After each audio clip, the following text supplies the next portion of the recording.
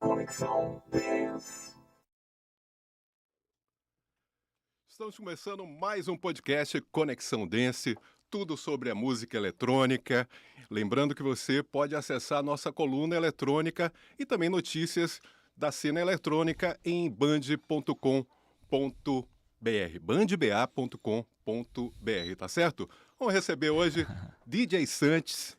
Olha só, DJ Santis, que também é produtor musical. Ele tocou nos principais eventos de eletrônica de Salvador. Já produziu remixes e tracks também, individualmente ou em parcerias. Teve participação em danceterias no início da carreira de DJ, foi residente em diversas casas noturnas, como Kalamazoo e Fashion Club. Ele vai falar um pouquinho sobre isso também, além de ter atuado em lounges, em restaurantes, camarotes e festivais também. DJ Santis, tudo bem, amigo? Como é que vai você? Maravilhoso estar aqui com você, Frank. Muito obrigado, né? Eu sempre que pensei assim, caramba, eu acho que eu nunca vou ser chamado para um podcast, porque é muita coisa. Nossa, é porque você produz podcast também, né? É um DJ que interage com o público, isso é muito bacana. Muito bacana. Importante nos dias atuais. É super importante, né? Como mudou, né? Também a movimentação dos DJs, né? No início, quando eu via muitos DJs, né, dos anos 80, quando não tinha internet, né, então a tecnologia veio para isso. Mas eu estou muito feliz de estar aqui hoje com você, né, e falar um pouco, né, sobre como foi essa minha caminhada. Nós vamos conversar sobre essas histórias e causos. Polêmicas não.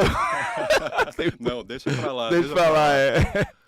Antes de começar, assim, nos assuntos que são praxes, né? Nas perguntas que são praxes nos podcasts e no nosso também. Final de semana eu estive lá em Vilas do Atlântico, teve uma festa bacana, né? Com DJ Nenga, DJ Nosso Mr. querido Jeff, amigo, no Vila B. E, assim, o pessoal trouxe de volta aí os anos 80, 70, 80 e 90... E foi uma festa bem bacana. E você, no final de semana, teve uma festa lá no Pirâmide de Salvador. Conta pra gente rapidinho como é que foi lá. No Pirâmide foi, na verdade, o The Edge, né? Que é um clube noturno em São Paulo. Tem também agora no Rio de Janeiro. E teve a Label, veio com 3 DJs, né? Inclusive um dos DJs, meu amigo, que era o Murphy, e que era de techno. E aí eu fui, na verdade, pra lá. Como amigo, né? ele sempre tá aqui em Salvador tocando. Inclusive Murphy, que é um DJ mundialmente conhecido, né? Um cara lá dos anos 2000, dos anos 90, assim, no final dos anos 90. É uma 2000. referência do techno. techno, É uma né? referência do techno hoje no mundo, é brasileiro.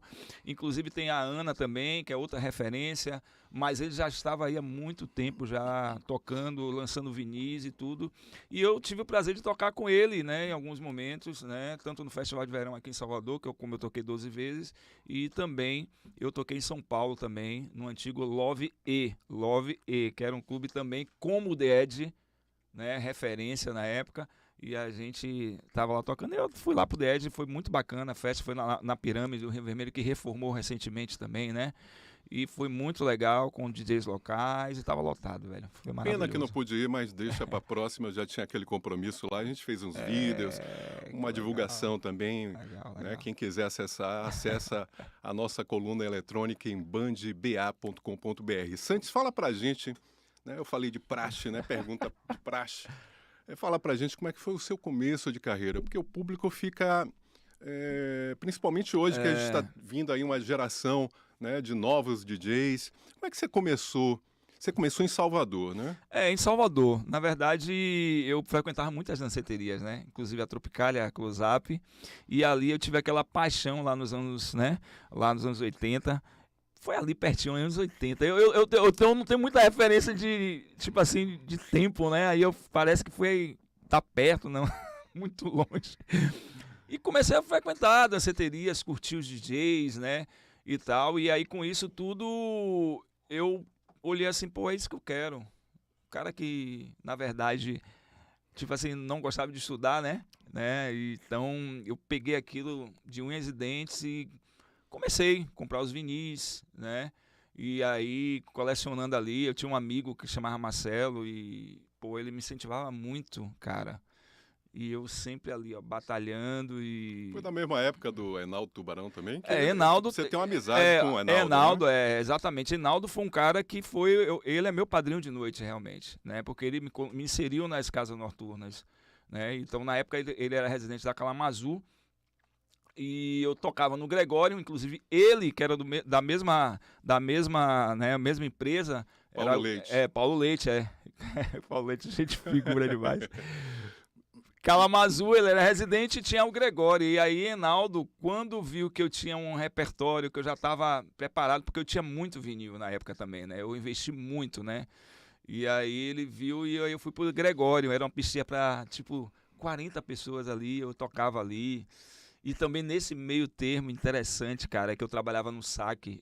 Eu saía do Gregório de madrugada e eu me lembro que ali naquela praça ali da Luz, na Pituba, e eu pegava um ônibus 4 da manhã para voltar, né? Que o Gregório era um restaurante que tinha uma banda e tinha uma pista de dança lá em cima. Sim, sim. E eu saía 4 da manhã para ir para Lapa de ônibus, tempos difíceis, com os disquinhos debaixo do braço.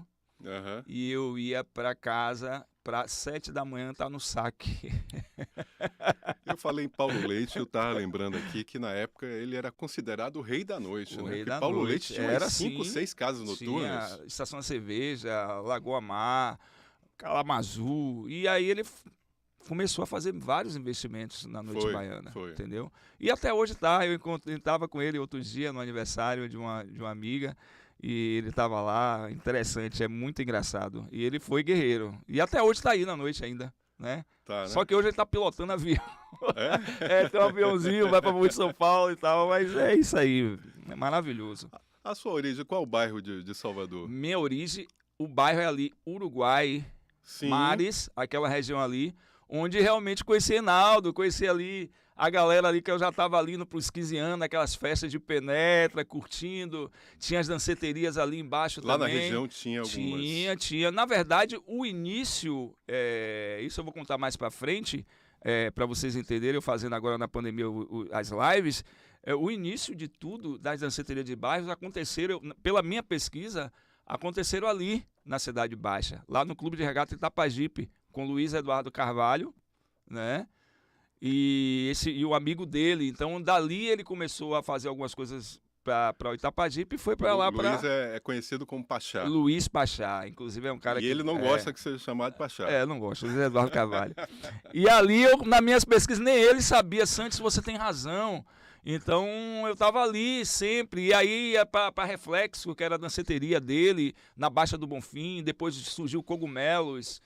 Então, no Clubes Oficiais, e tudo isso eu estava frequentando, por isso que essa minha paixão por ser DJ, porque eu estava sempre frequentando as festas ali, vendo, caramba, os DJs todos, como o Zobaida, como Augusto, que veio também depois, a Manchete, a Rádio Manchete, que divulgou muitos DJs, né? É uma história maravilhosa, linda, eu me tornei apaixonado por isso, e hoje estou aqui contando um pouco. Uma curiosidade minha, eu percebo que você é um dos DJs assim que não muitos têm intimidade com a rede social, de produzir um card, né? Produzir um vídeo bacana, claro, e aparecer, se comunicar. Eu vejo que você tem bastante conteúdo, né? Praticamente todos os dias nas redes sociais. Quem produz essas coisas? É você mesmo? Eu que produzo. Né, um fato curioso é por conta realmente que eu usei a favor o meu TDAH. E eu gosto muito de arte, né? Então a gente vai aprendendo, vai se interessando e todos os dias parece que é uma coisa que está dentro de mim. Eu tenho que pegar o celular ali, eu tenho que falar alguma coisa, eu puxo para mim realmente essa coisa a paixão por ser DJ, a profissão, foi o que me trouxe até aqui. Então eu fico feliz, assim, às vezes eu fico empolgado comigo, caramba, velho, como eu consigo produzir tanto conteúdo. E não só tanto conteúdo, porque ao longo desse caminho, da minha trajetória, eu produzi muitos eventos também, muitos. E é o que eu deixo também até de legado para DJs que estão começando, porque cada vez mais que você ali está produzindo, você está, querendo ou não, aquecendo a própria cena eletrônica, né? Porque tem muitos DJs que ficam esperando ser chamado para tocar, e não é isso. você tem conteúdo, você tem alguma coisa ali que você tem que doar para as pessoas. É o que eu faço. Eu sempre estou doando música, estou dando meu conteúdo, porque eu acho que é isso. Eu acho que é isso que quando você aparece nas redes sociais, acaba sendo uma vitrine, né? As pessoas já sabem quem é o Santos, né? Exatamente. Então, por isso que eu consigo fazer tanta coisa, tenho vários projetos. Às vezes, e tudo isso conta, né? Quando eu falei a você que eu usei a favor pelo meu TDAH, é justamente isso. Tá linkado ao TDAH. Cara, você tem várias coisas que faz ao mesmo tempo. Eu sei que tem coisas que param, ficam ali guardadas, Sim. E tem coisas que tá na ativa, mas isso me alimenta. E justamente isso que foi uma coisa que até, querendo ou não, na pandemia foi maravilhoso. Quando eu entendi isso, eu falei, caramba, velho, se eu tô Foi dedicado... difícil a pandemia para você? Cara, foi difícil pra na questão... Para todos foram, evento, entretenimento, né? Foram difíceis na questão financeira, né? Que a gente ficou meio em baixa. Mas o pessoal, a cabeça, pra mim...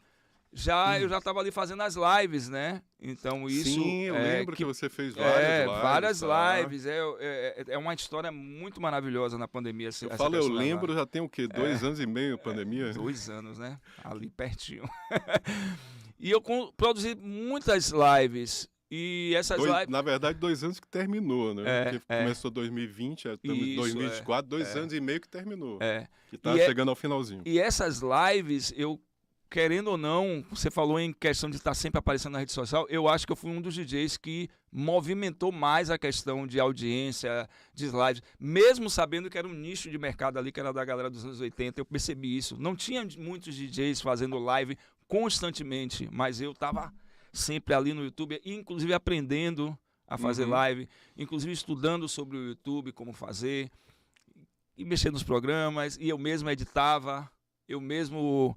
produzir esse programa, porque, querendo ou não, Frank, a gente sabe que quem está ali atrás daquela mesa ali, fazendo podcast ali, para depois editar, eu estava fazendo uma pré-produção antes, era como se fosse um evento, a live. E eu estava ali uma semana com o DJ que ia ser meu convidado, e, cara, era um trabalho incrível. Eu não dormi não, cara, mas eu também... A pandemia, para mim, as lives foram o meu remédio, entendeu? Isso, eu me sentia muito bem. Teve patrocínio também na live? Teve alguns apoios, não teve patrocínio. Foi tudo com meus amigos também me ajudando, né?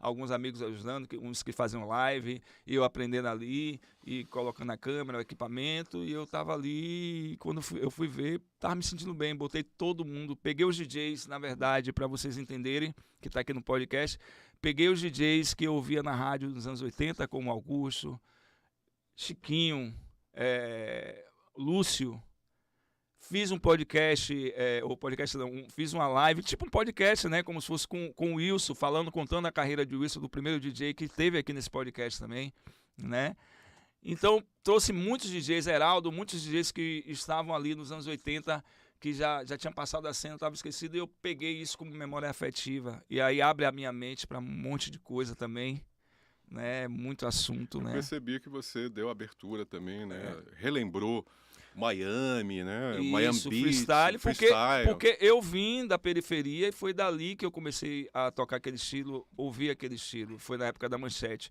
E vários DJs dessa época aí, década de 80, eles tiveram essa referência, né, de freestyle. Essa referência. Se for falar aí, tem muitos DJs dessa época que começaram com freestyle. Porque a história do freestyle, realmente, eles tocavam freestyle, mas não sabiam ainda se era house, o que era freestyle, o que era Miami Bass, né? E com isso também a rádio veio ali, foi dali que surgiu esse grande projeto da Manchete com DJs na época, né? Se vocês pesquisarem aí no YouTube, vocês vão ver o que era a Rádio Manchete, o que foi a Rádio Manchete para esses DJs, né? Então, eles na verdade, era a internet para ele. A rádio deu na verdade, uma visibilidade muito grande para os DJs. E aí começam as danceterias de bairro, eles mesmos tocando, e tem esse grande estilo que foi o freestyle Miami Bass aqui. E eu estava ali fazendo as lives, trazendo eles, mexendo com minha memória afetiva, doando para o público música, né? E disso hoje me traz uma alegria, porque para mim é um projeto, né? Para mim a Live Influences é um projeto para mim, na minha cabeça, né? para muita gente ainda que não sabe, porque a mídia ainda é muito pequena, eu divulgo, mas uma hora vão perceber. Então tem coisas nos bastidores que eu tenho movimentado sobre a Live Influences, né?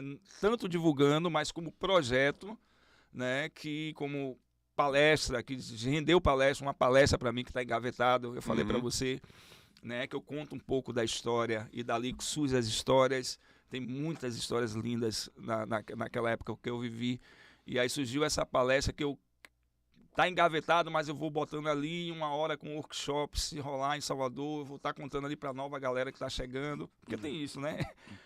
Tem DJs que estão na cena, entram na cena, mas não querem saber muito sobre as histórias locais, né? É muito triste isso. E essas reuniões, esses encontros realmente são importantes, né, para discutir até como é que está o mercado. Sim, sim. Na verdade, você falando disso, de workshops, encontros, a gente perdeu um pouco isso.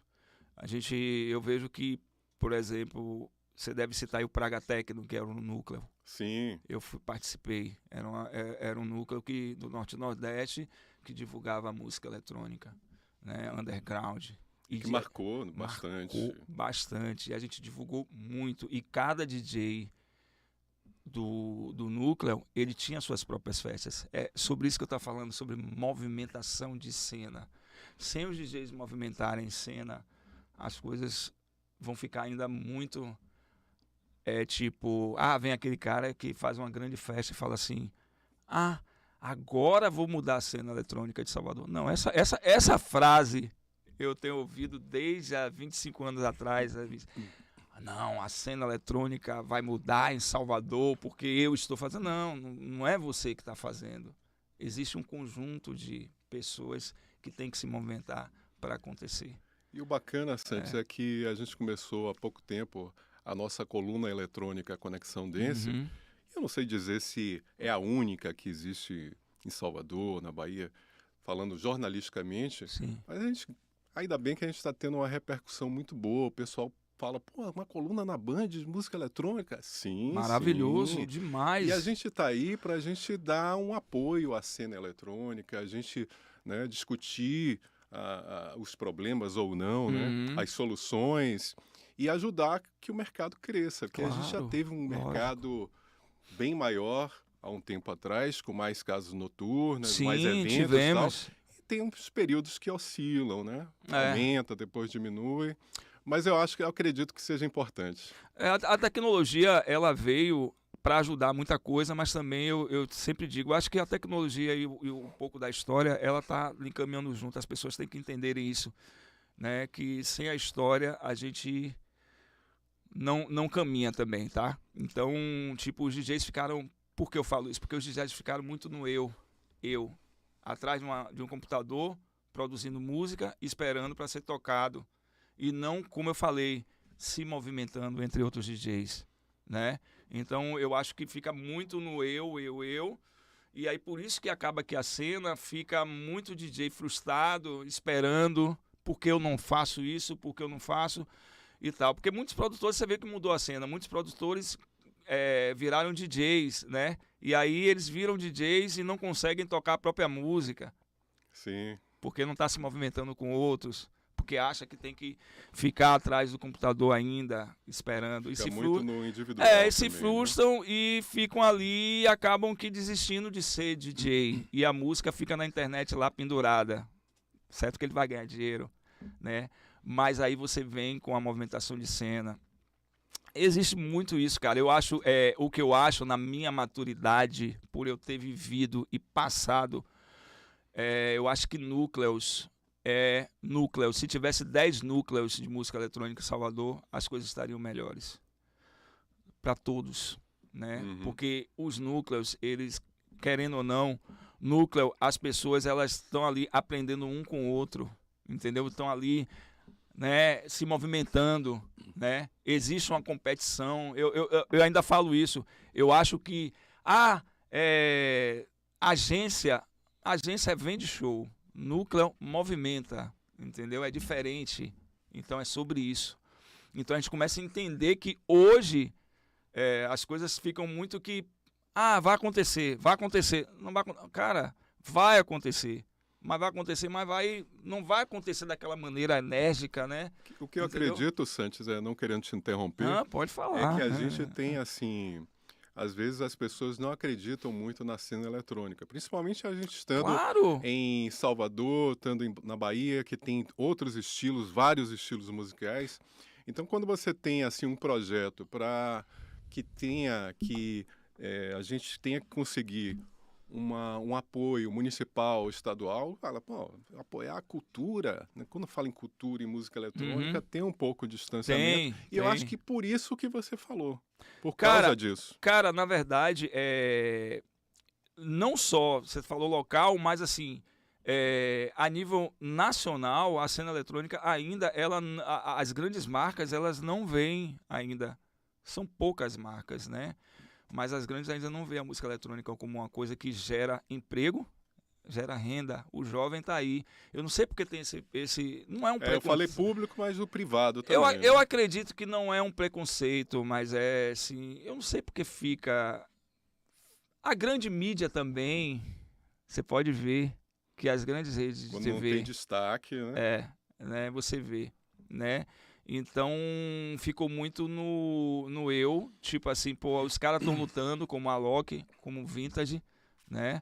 Você vê que a Alok é um cara que expandiu a nossa cultura do DJ. O cara, ele levou mesmo, ele mudou a questão de se vender o DJ. Ele tem grandes marcas patrocinando ele tem.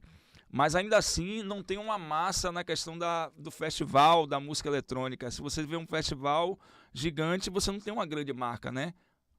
Então fica ali, fica naquela coisa, já teve, aí para, não fica na cadência, né, sempre, né, você percebe isso. Então a música eletrônica fica ali, não sei porquê, a gente não entende isso, mas tá rolando. No Rio de Janeiro, Copacabana, o Alok, ele teve uma grande participação, né, com municipal, né, de verba municipal estadual, né, apoio. Isso também gerou, né, o turismo lá para o Rio de Janeiro. Isso. Muitas pessoas foram para lá, frequentaram, né? Estiveram hospedados em hotéis, restaurantes. Isso gera receita para o Estado. Né? Muita gente, vai investir nisso aqui. Mas é cultura também, é entretenimento. Mas não deixando de falar, você está falando municipal, inclusive a Prefeitura de Salvador, eu falo porque eu toco durante vários... a Prefeitura sempre está ali, né, colocando DJs no carnaval, teve palco eletrônico, então eu tô falando local. Eu quero mandar um abraço para Saltu, que quando eu percebi isso, né, tem uma galera nova de DJs tocando hoje em Salvador pela Saltu. O Isaac, o Márcio deram visibilidade para isso, eles viram isso. E eu fico agradecido, quero publicamente agradecer aqui a Prefeitura de Salvador, né? Por isso, também o governo do estado, né, que tem feito projetos e os DJs estão mais inseridos, porque se você for observar, porque eu estou falando isso, porque eu observar, cara, a gente não tocava no Carnaval de Salvador, a gente não tocava nas praças públicas, em eventos, né, locais, e hoje você vê que tem DJs espalhados pela cidade, né, a prefeitura apoiando isso, organizando isso, né, e é isso, a gente tem muito artista bacana em Salvador que se focar, vai estar aí tocando nas festas públicas e muito mais, né? E fazendo grandes projetos, que é muito bom isso. Né? A gente sabe que o público LGBT, não é mais LGBT, cresceu cresceu mais, né? Cresceu mais. Mas eu não vou me arriscar a falar aqui, mas teve uma participação, esse público teve uma participação não só no Brasil, mas mundialmente, historicamente, em... ser o público de casas noturnas e tal. Sim. Você teve uma aproximação com o público LGBT na sua carreira? Sim, eu toquei, inclusive eu fui no DED lá no Pirâmide, eu encontrei alguns fãs, né, que me conheciam na época do Off Club. Sim. Porque interessante, que é mais uma história da minha vida, né? Assim, o Off Club, a Márcia Franco, que era a dona, ela, quando me contratou, naquela época, ela falava, Santos, você tem que tocar house aqui. Porque só tocava, o tribal ainda estava muito inserido, né? Que é uma coisa que eu, assim, quero falar para os amigos da cena LGBT. Existe um outro mundo musical na cena LGBT que não é só o tribal, dentro da House Music. Existem selos mundiais, como a Defector, como a Glitterbox, que eu fico observando que não está em Salvador, quer dizer, está em específico em algumas festinhas, mas assim, por exemplo, o maior clube que nós temos aqui, que é a Pirâmide, né, Zé Augusto, um abraço, né, a gente conversou sobre isso, ele sempre está inserido ali o tribal e a house. Então naquela época a Márcia falou, ó, você vai ser que nem um coringa aqui, uma vez por mês eu quero você residente para você tocar house. E eu era odiado, eu era um cara odiado. Nossa, porque tocava... Porque tocava uma vertente totalmente diferente naquela Sim. noite. E eu era o headline, que tocava no meio, tinha um residente, eu tocava no meio. Mas é bacana ter Claro. um estilo diferente, É, né? Uma sonoridade diferente. Então, quando eu falo assim, odiado, não é por todo mundo não, viu, gente? Eram algumas pessoas que realmente você via que não estava curtindo, eu falava, não sei o que, queria que mudasse, não entendia. Então, uma vez por mês eu tocava no Off Club, e ali eu toquei várias festas que Márcia Franco fez, várias festas que tinha no Forte São Diogo, e fui inserido. Recentemente, toquei no Réveillon do Itacaré, do Cardume Records, né? Que, querendo ou não, tinha um público LGBT gigante, porque tem justamente hoje, para quem está aqui entender, existe também um público de algumas labels, né, de música de house em São Paulo, no Brasil inteiro tá rolando, né? Eu vou citar aqui como Maré Music, como Cocada Music, o próprio Cardume Records, que estão fazendo cena lá em São Paulo. Agora está crescendo muito a questão que eu estava vendo de alguns restaurantes com o disco de vinil, os DJs tocando e fazendo esse, entendeu? Então, quer dizer, a música dos anos 80, underground, a house music, ela está ainda inserida em algumas labels que estão acontecendo hoje. Eu estou falando isso porque eu tenho pesquisado muito. Inclusive, eu tenho uma label junto com o Process Man, que é um produtor amigo meu, que chama Bahia Bug, que a gente fez algumas edições, né, que a gente vai voltar. Ele está meio tocando hoje mesmo eu acho que ele está em Floripa, foi para Curitiba e São Paulo tocar nesse meio. E a gente está inserido, que tem ali um pouco da brasilidade, né, que eu também tenho pesquisado. Então a cena LGBT mundial, ela é diversa, né, musicalmente, mas eu vejo que em Salvador ainda falta um pouco a galera entender isso, os próprios produtores locais entenderem que existe esse mundo que está chegando, né? Eu acho que daqui a um ano já deve alguém despertar aí, fazer algumas coisas. Existe esse mundo que não está acontecendo, né? Por exemplo, na principal casa noturna só toca tribal, só o tribal. Colocam 5 DJs ali só de tribal a noite inteira. Tanto é que tem uma festa lá que eles colocaram até, eu acho que rolou. Toca tudo menos tribal. Foi, eu vi. Viu essa festa? Vi. Então é isso, é porque eles já estão percebendo que só tá naquilo. Não pode ficar limitado, né? Porque na verdade tudo que dá certo, né, não querem mudar, né? Então quem perde, eu sempre falo, quem perde é o público.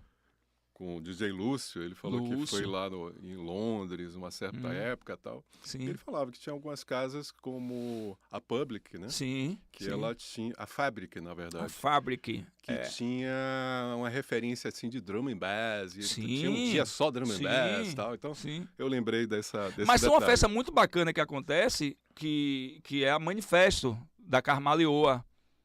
Eu toquei nessa festa e eu toquei house, clássico, foi maravilhoso. Foi uma das minhas festas assim que eu toquei maravilhoso pro público LGBT, né? Uma galera que caramba, velho. Tem algumas coisas específicas, mas é porque eu muito foquei aqui falando um pouco da casa principal noturna, que a gente só tem essa casa, que é a maior, que tem 3 pistas, que é a Pirâmide, né? Então rola também festa, mas não tá ainda, né? Aquela coisa da house music. Você falou aí de Off Club, eu comentei também da Kalamazoo, Fashion Club. Fala pra gente, inclusive Fashion Club eu fui assíduo lá na Fashion Club, que era Najib, né? Que era Najib, eu conversava com ele, vamos fazer esse projeto, não sei o quê. Ele sempre recebia muito bem, tal. Era um cara muito aberto. Acabei não fazendo nada lá com vocês, mas eu era Najib é o Paulo lá. Leite dos anos 2000. É? É um cara que realmente ele foi visionário em trazer uma grande casa, né? Inclusive interessante, né? Na época tinha um laser que era de água. Você via aqui na Fashion, era um laser, cara. Entendeu? A Fashion Club foi a maior casa em termo de espaço físico em Salvador, Foi. de todos os tempos. Foi. Eu tô falando que aquele espaço era Foi. bem grande, né? Foi. Se tiver outra, me perdoe, mas foi porque chegou a ser 1.700 pessoas, né? Então ali foi uma casa que realmente ela, para mim, eu fiz muito entretenimento. Engraçado que, mais uma história de bastidor, eu percebi depois que eu virei um personagem de uma festa, né? Que era chamada Blackout. Lembra? E dali eu comecei a fazer vários entretenimentos, porque eu me soltei mais. E depois eu entendi que, por exemplo, hoje a gente vê no Tomorrowland, o DJ, ele sobe na mesa, ele fala no microfone. E eu já fazia isso lá na Fashion, Você começou na a Madre. fazer lá, né? Comecei a fazer. Eu lembro. Então eu era um DJ que eu me soltei, por exemplo, eu vou te dar uma grande ideia. Por quê? Porque o DJ ficava lá em cima na cabine, escondido, e começou a ter umas bandas num palco, que era um lounge lá embaixo. E eu falei pra Najib e Cláudia, que era a sócia, né, dele. Falei, eu acho o seguinte, pô, eu acho que o DJ, ele tem que ficar ali embaixo, tocando pra galera. Caramba, pra que eu fui falar isso, cara? A sócia, Cláudia, que gente boa, Cláudia, e Najib começaram a... Não, eu briguei, eu ficava brigando toda semana. Falei, cara, o DJ tem que ficar ali, eu quero ficar ali, vou mostrar a vocês que ali é o melhor lugar onde o DJ vai ficar. Porque, na verdade, você tem um boiler-room, né? Hoje, e a galera fica atrás. Eles cederam, cara, eu sei que dali, quando eles cederam, era o melhor espaço, todo mundo queria ficar, todo mundo queria pulseira, e eu fazia um entretenimento, pegava o microfone, subia na mesa, e eu gerava aquela emoção no público, e dali surgiu a questão do Blackout, né, eu já estava ali, o Blackout era uma festa que tinha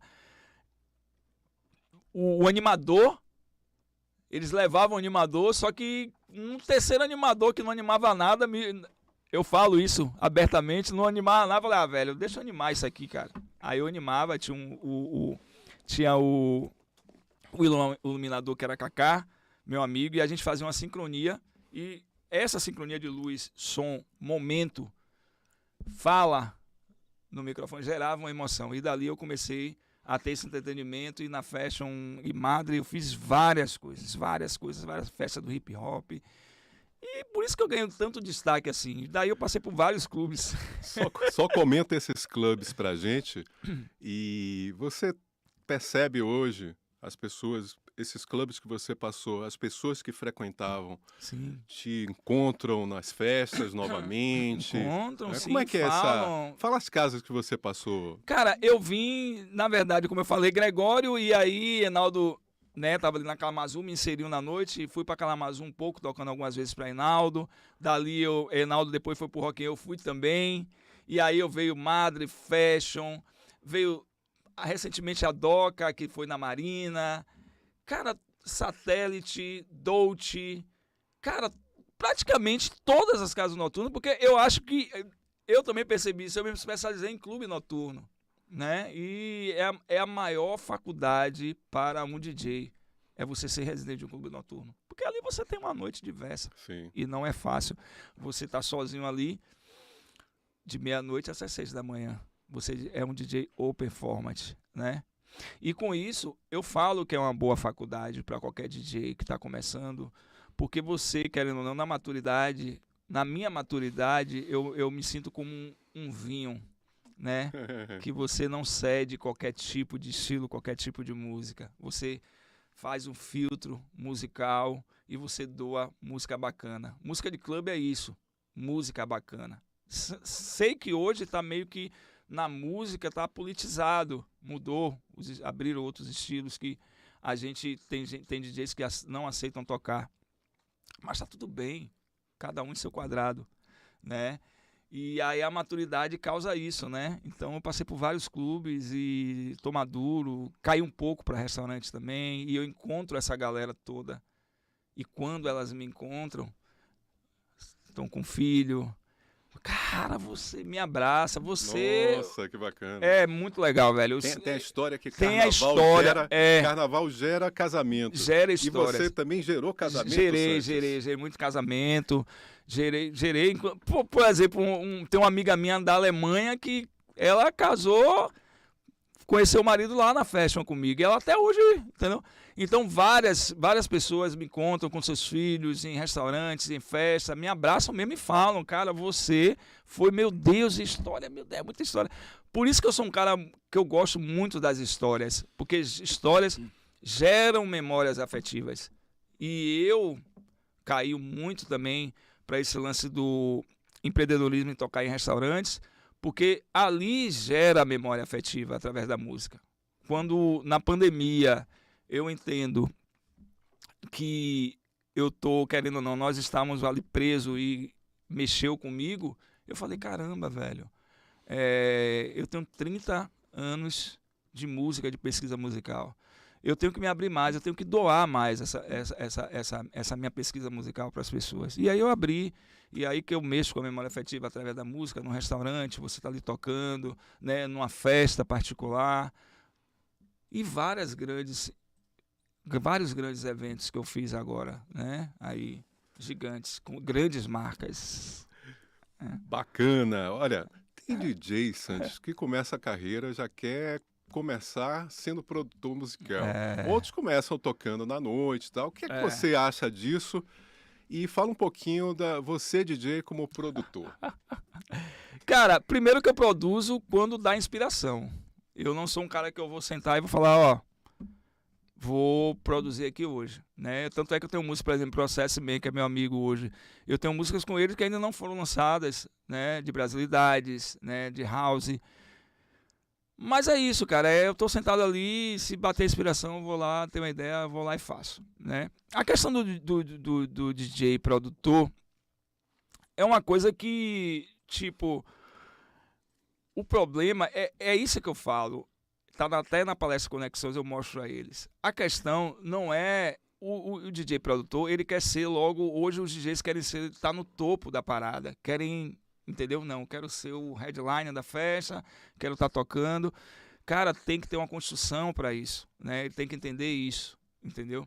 Passa um pouquinho, você acha que passa um pouquinho do período de maturidade, né? Passa um pouquinho. Por isso que eu defendo muito hoje a questão do, eu fico ligado nessa questão do etarismo. Existe muito isso. Tá tudo no eu. Eu brigo por isso. Falo, cara, não é. Você tem que se doar. Um grande exemplo disso, eu volto a falar, é a Loki. É um cara que tá no topo hoje, fez uma construção gigante, mas não deixa de ajudar o próximo. Ele ajuda muita gente, muitos DJs, entendeu? Certo que não ajuda muitos, todos, porque ele tem uma carreira e tá com uma agenda ali, ele não dá para ver muita coisa, mas eu sinto isso nele. Então é isso, tá faltando muito essa questão do um abraçar o outro, né, para as coisas melhorarem, e até para ele mesmo. Eu não falo abraçar para... Eu achei, você falou do Alok, eu achei muito incrível a produção que ele fez com os indígenas. Exatamente, cara, né? Com aquele clipe lindíssimo é na Amazônia e tal. Isso é uma maturidade. Isso aí incrível. É uma coisa que repercutiu no mundo. Isso é uma maturidade incrível. Então, esse lance de estar no eu, tô chegando, produzindo, minha música tá no topo e não.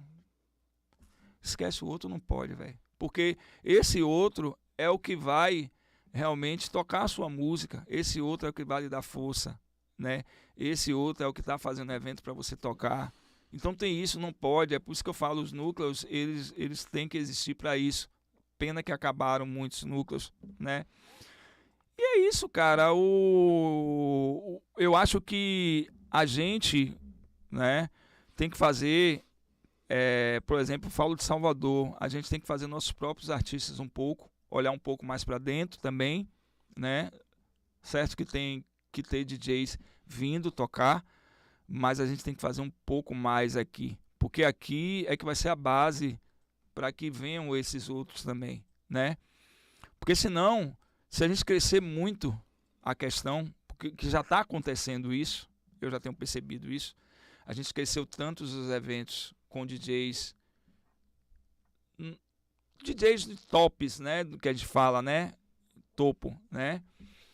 Cresceu grandes eventos que não tá tendo espaço pro pequeno. E não estão olhando pro pequeno. E aí aí o próprio produtor local, ele cresceu tanto a festa dele que ele fica refém. Porque o que é que ele está entregando? Ele está entregando grandes DJs para o público. E o público fica acostumado com aquilo. E só vai querer aquilo. Eu só quero que venha a Loki Vintage, só quero que venha não sei quem que está tocando no Brasil e no mundo afora. Então a gente tem que fazer um pouquinho essa base, né? Pegar o DJ local, colocar juntinho ali, no melhor horário, fazer um line-up, para que as pessoas entendam que existem DJs aqui que são capazes de estar junto com eles, entendeu? Tem que ter uma cena forte local e uma valorização, né? Exatamente. Isso, sem dúvida. É, Santos, fala pra gente, você participou com vários grupos, né, musicais e fez produção também de bandas, de alguns artistas aqui de Salvador, da Bahia. Fala pra gente como é que foi esse seu trabalho. Eu tive uma banda que era meio de música eletrônica com hip hop, que era que era meio que Black Eyed Peas. Eu encontrei vocês num festival desses aí, Foi uns no anos atrás. Coca-Cola. Naquele dia ali eu tava 2 dias sem dormir. Né? 2013, se eu não me engano. Eu viajei o Brasil inteiro. Inclusive, minha carreira um pouco pessoal, como Santos, ela ficou meio que afastada, porque tava mudando um pouco a cena. Eu não querendo te interromper, você teve um período que foi DJ Santana. Eu mudei por causa da cena eletrônica. Isso aí já é outra história, porque eu tava em clubes e tinha que botar outro projeto. Entendi. Então eu ia pras raves tocar techno, que eu fui referência ali em 2003, né? Com grandes DJs como Anderson Noise, Murphy, Mau Mau. A própria Ana, que está aí mundialmente conhecida hoje, é minha amiga, né? Então a gente estava ali tocando, no Brasil inteiro tinha aqueles DJs, né, conhecidos em cada capital. E eu era a referência do techno naquela época. Eu estava no Praga Techno. Então tinha que realmente mudar esse projeto, eu falo de projeto nome, para que não se misturasse ali com o clube, a cena mainstream. Né? Porque eu tocava em muitas raves.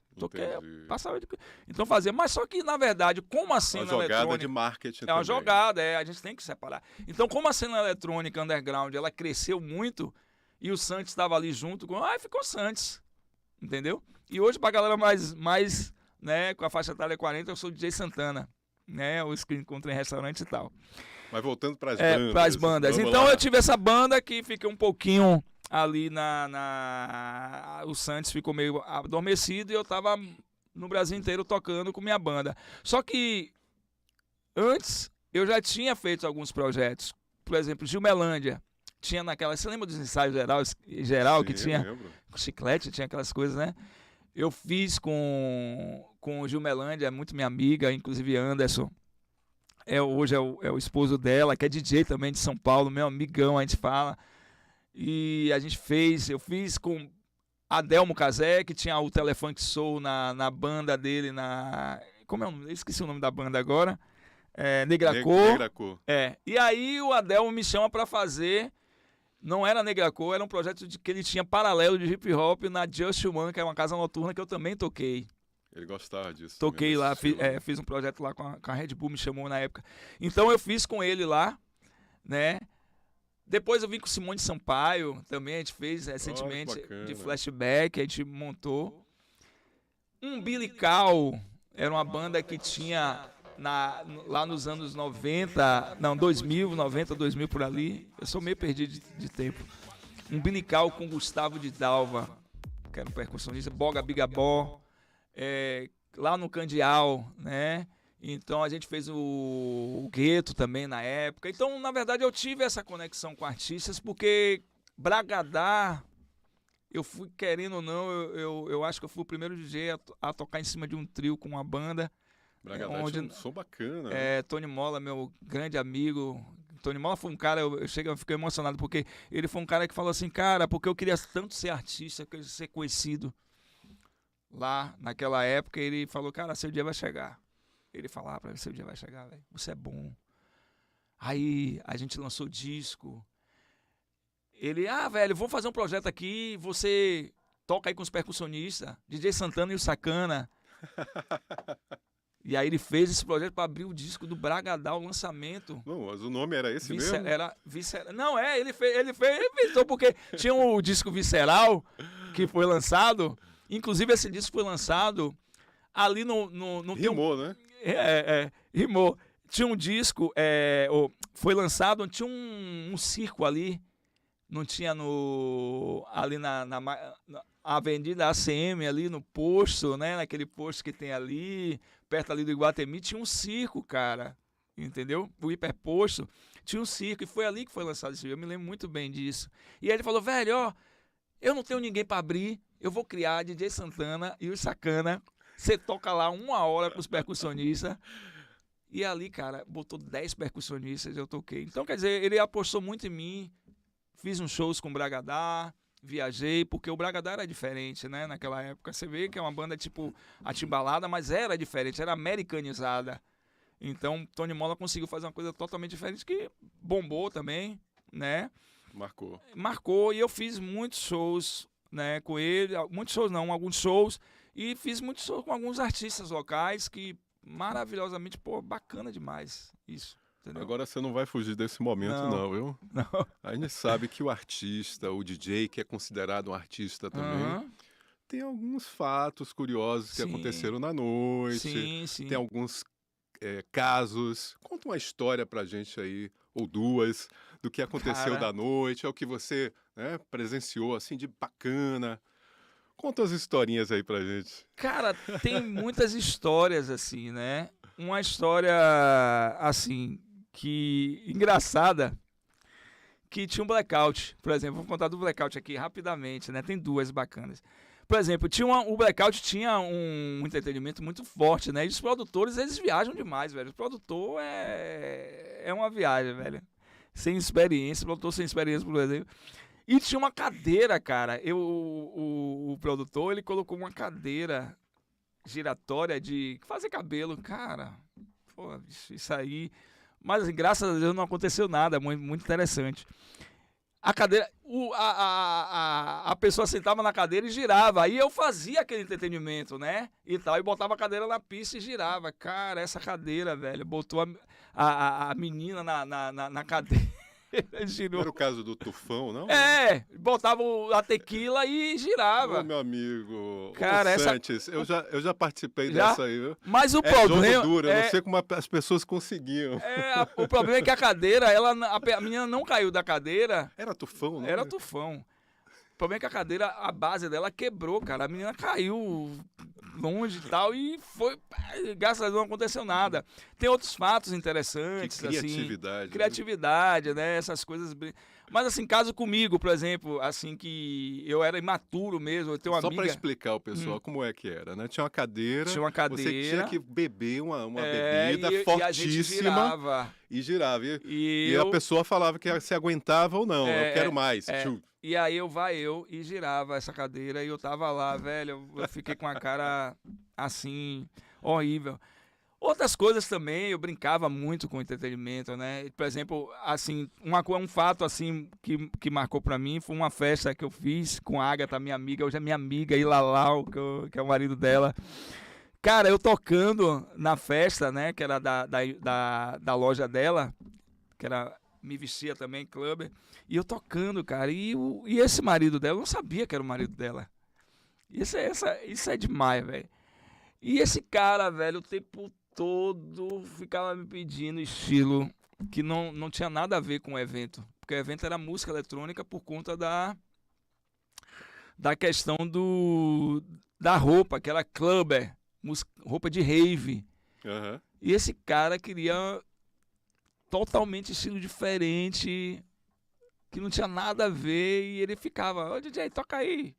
Como ele era o marido da dona da loja e eu não sabia, ele se achou no direito, lá, a gente brinca até hoje com isso, de ficar pedindo, e esse cara foi, e ele pedia, cara, chegou uma hora da noite, ele já tava meio que, se não, cara, se você não tocar essa música, vai acabar a festa. Eu falei, não. Cara, eu já tava pé da vida, eu falei, tudo bem, Lalau. Quer dizer, Lalau eu falo hoje, né? Tudo bem, vai acabar a festa? Eu que vou acabar a festa. E eu desci os dias antes, desliguei o som, terminei a festa. Foi um problemão isso, cara. E uma das coisas que até hoje me marca, porque foi a minha primeira imaturidade nessa questão do DJ. Né? Eu falo isso muito porque foi uma coisa imatura que eu fiz na época, né? Peço desculpas, mas hoje são meus amigos, já fiz outros eventos para eles. E de lá para cá eu nunca mais errei em relação a isso. A questão profissional de não errar com o cliente, né? Porque isso me marcou muito, né? Por uma conta de fui impulsivo, né? Aquilo ali. E é saber ter o equilíbrio profissional, né? Sobre DJ, porque DJ é isso, né? A gente está ali, a gente tem que ter um equilíbrio, né? As pessoas vêm sempre a você para pedir, para só cobrar, e você tem que estar preparado para isso. E eu nunca mais errei. Foi até bom, viu, lá que aconteceu isso, Agatha, que eu não errei nunca mais. Só tive entregas incríveis até hoje na minha vida profissional. Eu só tive entregas incríveis para grandes marcas, cara. Mas não chegou a ser uma falha, né? Foi uma coisa, uma bobagem que passou e o importante é que você é amigo aí dos produtores. Eu conto isso, que é bacana, porque teve vários casos inusitados na noite que a gente não pode contar, né? Então, se eu for contar, eu já vi várias coisas. Eu prefiro contar de uma forma pessoal para DJs. O que é que eu prefiro contar? Você que é DJ, cara, é o seguinte, eu falo na minha maturidade, ter um filho de 16 anos, eu poderia ser o pior cara do mundo, né? Porque a gente costuma falar, a noite é uma criança, né? E você vê coisas que, se você for no barco, cara, eu acho que você não vai contar história depois. Eu acho que minha vida, eu só tenho histórias maravilhosas para contar porque eu não fui nesse barco. Claro. Você entendeu? Tirar sempre as coisas boas, as coisas boas. Exemplos. Então, à noite, porque eu vou dizer, cara, são 33 anos e viajando o Brasil, viajou o Brasil e estar em clubes noturnos, festas e raves. E eu tô aqui para contar história e ajudar muita gente a contar histórias, né? Tem muita gente que fala assim, música eletrônica é associada à droga. Qualquer estilo é associado, qualquer lugar, qualquer festa. Não me venha com essa onda, que a grande marca, como a gente estava falando aqui das marcas, a grande marca, não é isso, não é sobre isso, não é sobre isso. Qualquer evento tem droga. Hoje tem gente que nem tá em festa, tá... Tem casas noturnas hoje que estão, né, policiando mais essa coisa de clubes, inclusive na Europa, né? Inclusive, a grande polêmica do momento, a grande droga é o celular. Sim. E agora as festas estão entendendo que... E eu estou amando isso. Eu quero que realmente aconteça. Porque quando você tira o celular da pista de dança do público, ele passa a ser realmente... Quem passa a ser a grande droga é a música, é o DJ. As pessoas vão perceber mais, as pessoas vão curtir mais, entendeu? É sobre isso. Eu queria saber uma coisa de você, porque eu sei que muitos DJs sofrem com isso, né? Sim. Vem uma pessoa, você tem um padrão musical num determinado evento, às vezes não, você tem uma abertura maior, e chega uma pessoa lá do público e chega, DJ, dá para você tocar... Zé Formiga pra mim? Cara. Aí você, Zé Formiga? Você não sabe nem quem é Zé Formiga. Como é que é essa situação? A situação é aquilo que eu falei aqui, recente. Você tem que ter a maturidade e saber como conduzir isso com a pessoa, né? E tal. E principalmente as pessoas que estão mais em alta, estão bebendo, né? E estão ali felizes, né? Saber a maturidade. É chegar e... Cara, vou tocar daqui a pouco. Aconteceu isso na borracharia recentemente. Tava com o Mauro, com o Telefunk Soul, e chegou um rapaz, só que lá tem uma placa. Tem uma placa? Tem uma placa, inclusive, que eu acho que Lúcio que colocou. Aham. E tem uma placa, não é que é proibido. Diz, você pode sugerir, mas não pode impor. A cara de Lúcio isso, Lúcio é demais. E aconteceu, então quer dizer, você tem que ter uma maturidade. Vou tocar daqui a pouco e tal. Porque você tem que entender que você gera emoção. Se você gerou emoção e o cara tá ali pedindo e tal, pô, ele tá feliz, cara. Né? Não Entendeu? pode gerar estresse. Não Né? pode gerar estresse. Então você tem que ter essa maturidade, né? Mas eu também entendo que o DJ, ele tem a sua imagem. Então, o que é que ele tem que fazer? Ele tem que... Aí eu já falo pro DJ, é como eu falo. Eu não sou um DJ que, por exemplo, eu toco em casamento, mas não sou um DJ de casamento, porque eu quero saber onde é que eu vou entrar. Eu só coloco o meu chapéu onde eu alcanço. Entendeu? Eu toco em casamento, já fiz vários casamentos. Mas eu não sou um DJ de cerimonial. Não sou um DJ que fechei com cerimonial para ser o DJ residente de casamento. Né? Você é corporativo também? Sou corporativo, já fiz vários eventos. Eu fiz agora o G20, né? Encerrei na Casa do Carnaval. Já fiz para grandes marcas, Banco do Brasil, pode falar as marcas aqui? Pode. Banco do Brasil. Eu tenho grandes, se você for entrar no meu Instagram, eu tenho grandes marcas lá. Grandes, né? Eu divulgo isso porque é bom, né? Lógico, tem que ser divulgado. Então, é justamente isso. O DJ tem que saber onde é que ele tá indo, né? Porque tem DJ que atira por todo lado e na hora de ser cobrado, né? Ele aí não aceita. Não, cara, você tem que ter uma imagem. É o lance do marketing, é o lance de como você vai fazer a sua imagem, né? É sobre isso. Então eu me preocupo muito com isso. Não entro, eu converso muito com o cliente antes de fechar qualquer coisa, né? Para justamente não cair nessas roubadas, é uma coisa muito interessante. E assim o DJ de eletrônica que está hoje da música underground, ele tem que saber que ele ele tem um espaço dele ali. Se ele está na música underground, ele tem que tocar para aquela galera ali. Se ele souber fazer, que ele saiba o que é que ele vai enfrentar, né? Tem DJ que não dá abertura de jeito nenhum. Eu toco isso. Então, mas ele não se meta em fazer eventos que não é a cara dele, Aham. entendeu? No meu áudio, eu falo sempre essa palavra. Na minha maturidade, eu me permiti ser um DJ open format, mas com consciência, sabendo o que é que eu tenho que fazer. Separando os projetos, né? Conversando com o cliente, sabendo onde entrar, para fazer grandes entregas. Eu sou um DJ, eu tenho que doar música, né? Então eu não me permiti estar só na cena underground. Já passou essa época. Eu cresci, eu amadureci, meu público cresceu. Então a gente tem que saber ali lidar com isso. Eu sou empreendedor, eu sou DJ, eu sou um artista, entendeu? Tudo isso é sobre isso. Bacana! Santos, eu sei que a nossa conversa duraria aí umas 10 horas, lógico. que são muitas histórias, Sim. né? Você tem uma carreira longa aí, né? De várias casas, várias produções, várias parcerias, vários amigos também, tenho certeza Muitos disso. amigos, muitos. Conta pra gente aí os projetos que estão vindo, perspectiva aí esse ano também. Olha, esse ano, na verdade, eu tenho muito inserido a música brasileira, né, na minha vida, porque foi uma história realmente que também me pegou pela questão da... Quando eu abri para Open Format, porque meu pai realmente ele era ali, ele viajava muito, né? Era motorista de ônibus, então ele trazia muitos vinis e aquilo foi música brasileira, ele ouvindo e tal, e eu via muito isso e sempre virei a cara para música brasileira, né?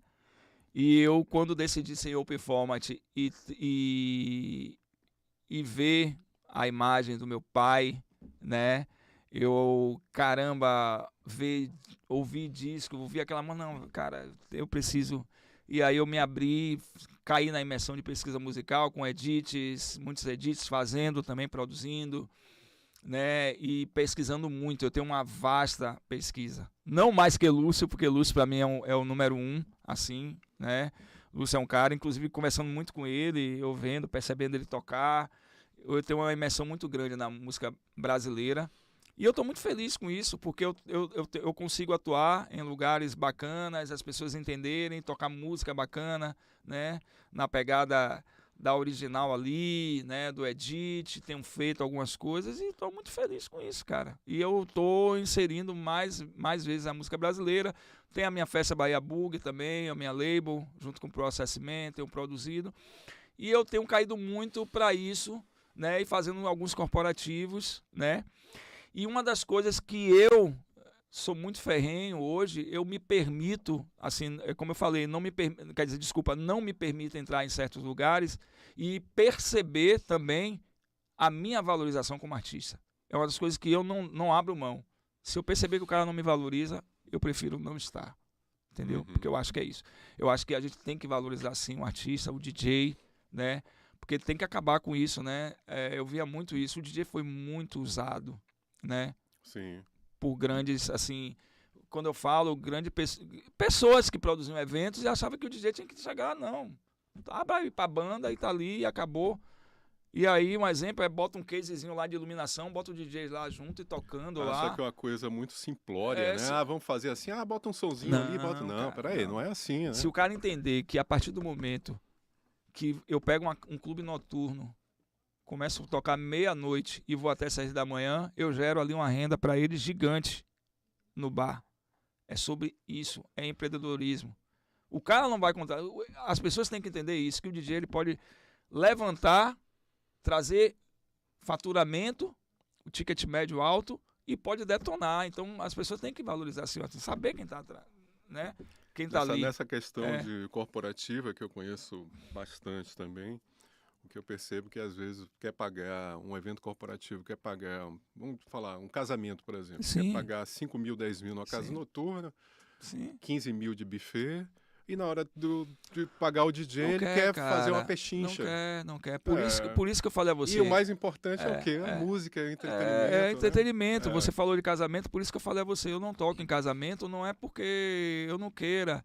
É porque eu não quero ir como aquele DJ para ser inserido ali dentro do pacote. Eu quero ser contratado pela noiva realmente, de fato, pelo noivo e me valorizar como artista, entendeu? Eu não quero ser contratado pelo cerimonial. Eu sou artista, eu vim de casa noturna, eu sei o que é isso. Eu sei o que é levantar uma pista e detonar uma pista. Entendeu? Você tá levando ali um cara consciente, não é isso. Então eu trabalho hoje sim, para finalizar aqui, com valorização artística. E se valorize, viu, DJ? E faça seu comercial aí, Faça manda seus contatos, Meus contatos, a Santos no Instagram, né? Santos DJ no Instagram. Quem quiser contratar, Santos, gente, olha só. Vai lá no Instagram. Peso. Tem no TikTok também, Santos DJ, tô lá fazendo. Tenho feito umas livezinhas no Instagram pra galera entender um pouco mais sobre esse DJ Open Format, esse DJ que tá ali, né? Fazendo algumas vertentes que eu pesquiso. Porque a questão essa pessoa tem que entender o seguinte: o DJ, ele não toca música. Tem DJ que pesquisa musical, pesquisa musicalmente o estilo, pesquisa o cenário que está acontecendo no mundo ali. Entendeu? Tem uma responsabilidade maior com o público, né? Tem uma responsabilidade maior. Cara, você não tem noção, você fazer uma entrega de um evento corporativo, você sabe muito bem o que é isso. Né? Não é qualquer um que pode fazer. Você ser residente de uma casa noturna a noite inteira não é qualquer um.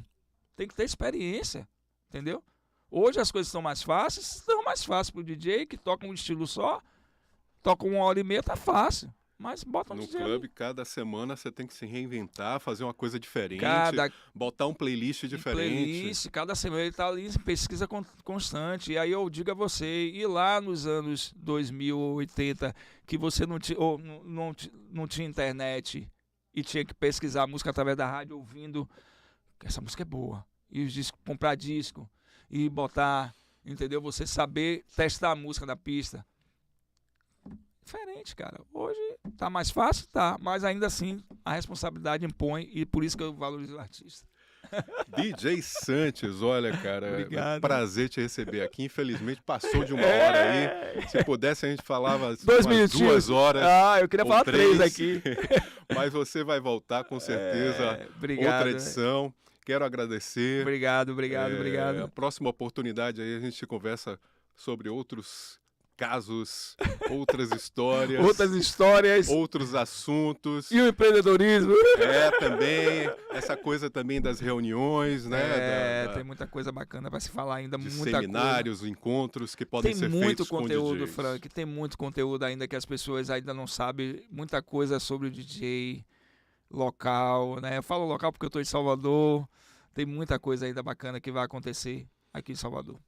Gente, a gente se vê no Obrigado. próxima edição do podcast Conexão Dance. Semana que vem a gente traz mais um convidado especial. E não esqueça de acessar o nosso bandba.com.br. Lá você vai assistir vários podcasts, inclusive o nosso podcast Conexão Dance e a nossa coluna eletrônica também. Obrigado e até a semana que vem. Valeu! Conexão Dance.